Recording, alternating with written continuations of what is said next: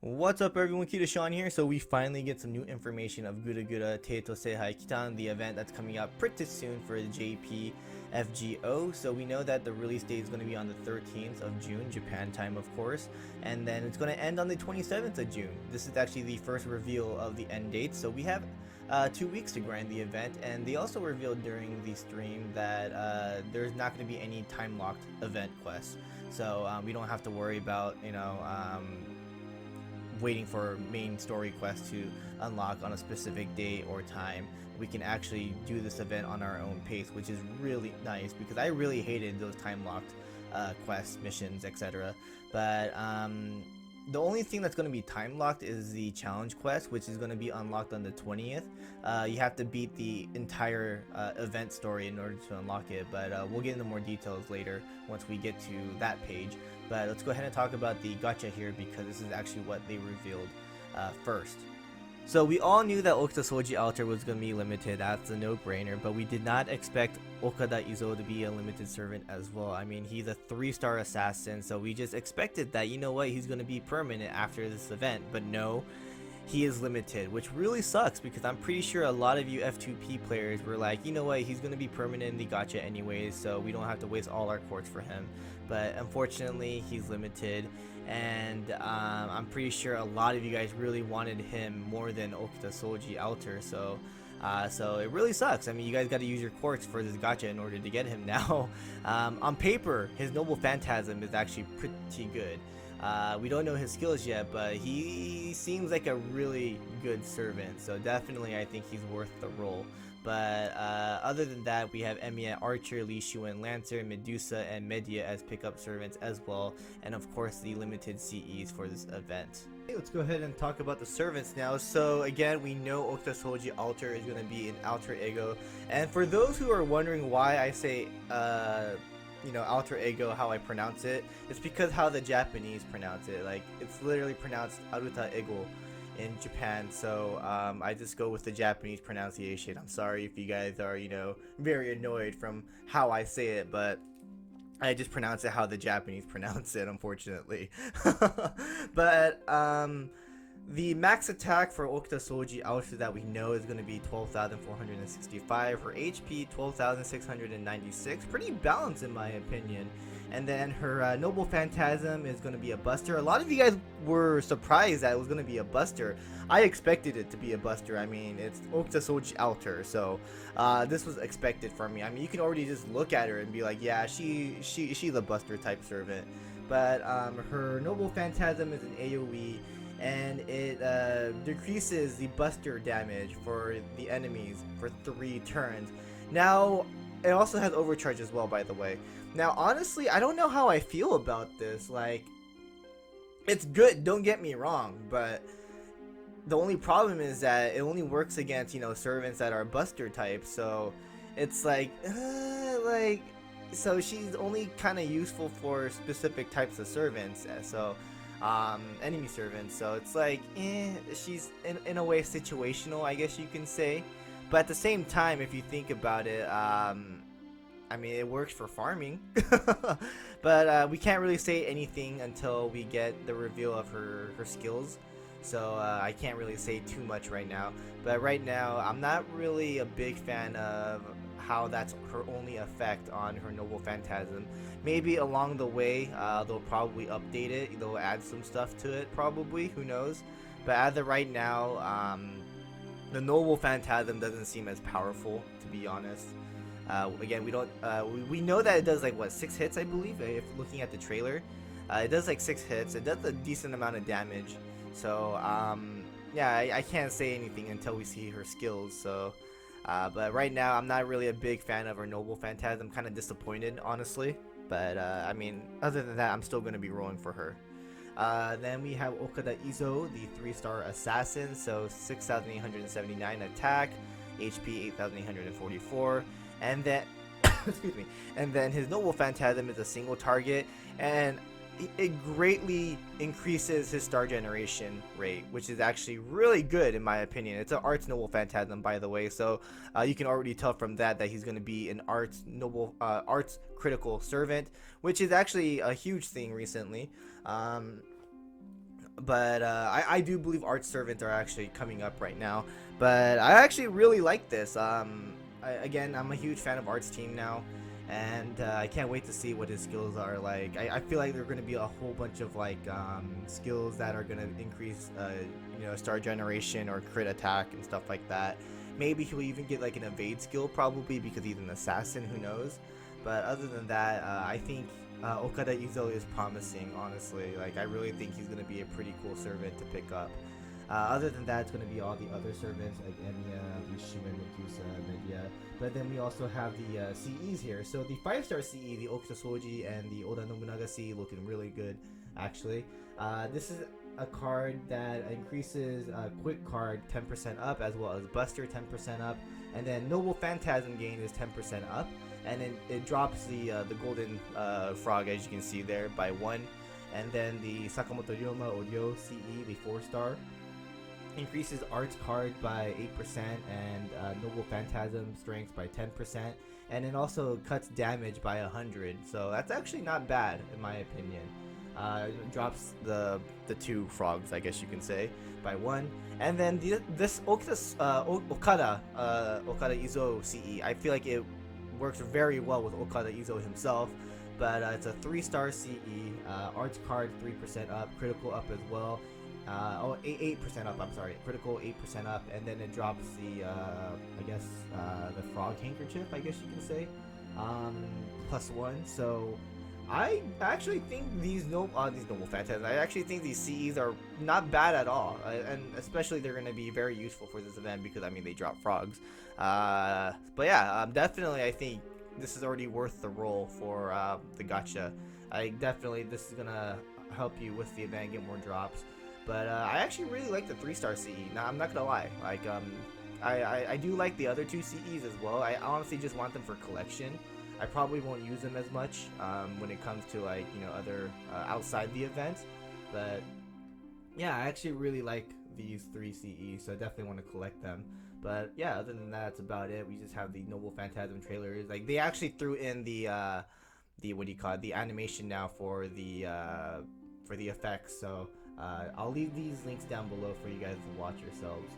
But let's go ahead and talk about the event now.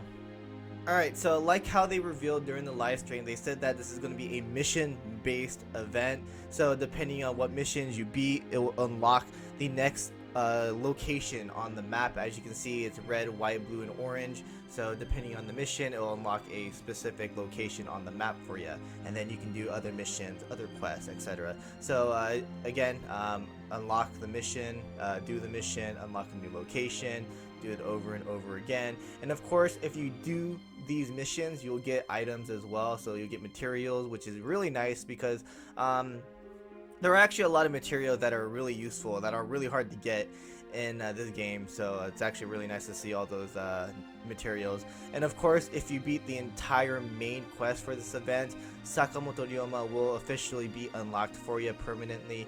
And then if you scroll down a little bit more, these are all the items that you can get from this event. So missions, you can get all the fangs, you can get these walnuts, you can get the flags, which is going to be used for Ryoma to ascend, foes, QP, mana prisms, and of course, the dust. And then over here we have the event shop items, so you can exchange all the frogs stuff for all these items here. Kind of sad that hero proof doesn't exist in this event. I actually really need those. But putting that aside, again, you can get golden apples, etc. So it's kind of like the Kara no Kyokai event, the Garden of Sinners event, if you want to get an example. So just treat it as like it is the Kara no Kyokai event in a way. So yeah, this is actually going to be a pretty fun event because I actually really enjoyed the Kara no Kyokai event. So looking forward to this one as well. Now, if we scroll down, these are going to be the servants that are going to be useful for this event. They'll give you more drops and stuff. So, Hiroin X, Emiya, Lee Shuen, Okita, everyone from the event, all the servants from the event, of course, the Guda Guda, and yeah, Heroine. I don't exactly know why Heroine X is in here. Maybe she'll be in the story probably, but yeah, this is going to be the lineup for which servants are going to be very useful for you during this event. And then of course the CE that we get in the shop that gets also dropped during these quests, the Medusa sailor uniform. It increases the rate for the Chibi Nobus to appear. Like I think it's like 25%. Well, I mean, we'll talk about it later on, but it increases the appearance rate for Nobus, which is going to be very useful, I believe. Like I don't exactly know how hard is it to get these Chibi Nobus to come out, but definitely you're gonna need this CE in order to get these Chibi Nobus to come out, most likely. But scrolling down, then of course the Gacha CEs, they will drop the frog stuff, and then here we go, the event CE. So the event CE, it basically is like the same thing as the 5-star CE from the Gacha. So it's Arts Card 10% up, Buster 10% up, Critical up 10%, and then it it increases the appearance rate for the Chibi Nobus by 25%. So definitely, this is going to be a very useful event CE for this event. So definitely buy this out before you buy everything else, so that you can, try and grind everything and beat the mission right away, or the event right away. So now let's go ahead and talk about Sakamoto Ryoma. So we know that his max attack is 8,555, max HP 11,880. Rider, of course, and again the flag, they're going to be used for him to ascend, so definitely collect those. And then we're going to get these EXP cards so that you can level up your CEs. And then if you watch the trailer, which again I'll leave a link down below alongside the other trailers, it actually reveals what his Noble Phantasm does. And if I remember correctly, I actually have it noted down. I think it was like MP charge down, right? Yeah. So basically, his Noble Phantasm is a single target, and when it hits, it decreases an MP charge on the enemy. So it stalls, which is actually a really good Noble Phantasm in my opinion. So definitely he's going to be very useful as a stall servant in my opinion. His skills, we know that he has an attack skill up. We don't exactly know if it's single target or the entire party. That's all we know right now, but definitely look forward to Sakamoto Ryoma. I think he's actually going to be a very useful servant, so he's going to be worth the grind, guys. Definitely pick him up when you can. And then, of course, the frogs, they will change into, you can exchange them for items, saber monuments, lancer monuments, all these materials and stuff. So yeah, it looks like no heroes proof. Kind of sad. But the challenge quest we talked about earlier. So the challenge quest is going to unlock on the 20th of June, but it will only be officially unlocked after you beat the event. So you have to complete the entire main quest in order to unlock this challenge quest. We don't have any information on what it is, but it does look like we're going to get a crystallization lore at the end. So definitely do this when you can. Again, we don't know exactly what it is, but looking forward to the challenge quest to see if it's really hard or not. Then the My Room is going to change as well. In the background, it's going to have a more Japanese style room, so that's actually pretty cool. So you can, take screenshots of your servants in the room. Pretty nice, right? And then we have a new update on the feature, UI feature. So they're going to allow us to select CEs that are already equipped on our servants, which is something that I really wanted, honestly. So like when you have these CEs equipped on your servants, and you're trying to like sell or like fuse the CEs together, it tells you that this is equipped on your servant, and it was really annoying because you would have to go all the way to your support, detach it off your servant, and then fuse or sell that CE. Now it allows you to select that CE right off the bat, even if it's equipped, and it warns you, hey, this is actually equipped on a servant, are you okay with that, etc. So yeah, that's actually a really cool feature. I actually really wanted this, so I'm excited for this one. And then of course it's talking about the pickup gacha, which we talked about earlier. Oh my god, I dropped the can. So yeah, that's basically about it. So the event, again, it's kind of like Karane Kyokai in a way, so definitely it's going to be a fun one in my opinion, mission based. It might be a bit annoying because you have to grind a lot. It's probably going to tell you to kill this many enemies, collect this many stuff, etc. Which is fine. I mean, again, you can do this on your own pace, which is nice, and I do believe it's worth it because I think Sakamoto Ryoma is going to be a very, very good servant. So definitely pick Sakamoto Ryoma up while you can. But this is actually like we've been getting a lot of free riders a lot. I don't know why. I kind of wish we got some different servants in the next coming events. Like maybe a free saber would be nice. Another one would be nice. Like, or a free a free, I don't know, ruler would be pretty cool, you know. But I mean, it's still really cool to see Sakamoto Ryoma as a free servant though. But yeah, that's basically about it. So yeah, Guda Guda, Teito, Seihai Kitan, really looking forward to it. And 2 weeks, a very long period of time. I'll definitely be streaming this every now and then. Like, I'm not exactly sure if I'll be streaming like the first couple of days because I'll be at E3. But I'll do my best, and you'll definitely see some videos for Okita Souji out there. So yeah, thanks for watching. Hope you guys enjoyed. I'll see you guys in the next one. Laters. 明日へ伸ば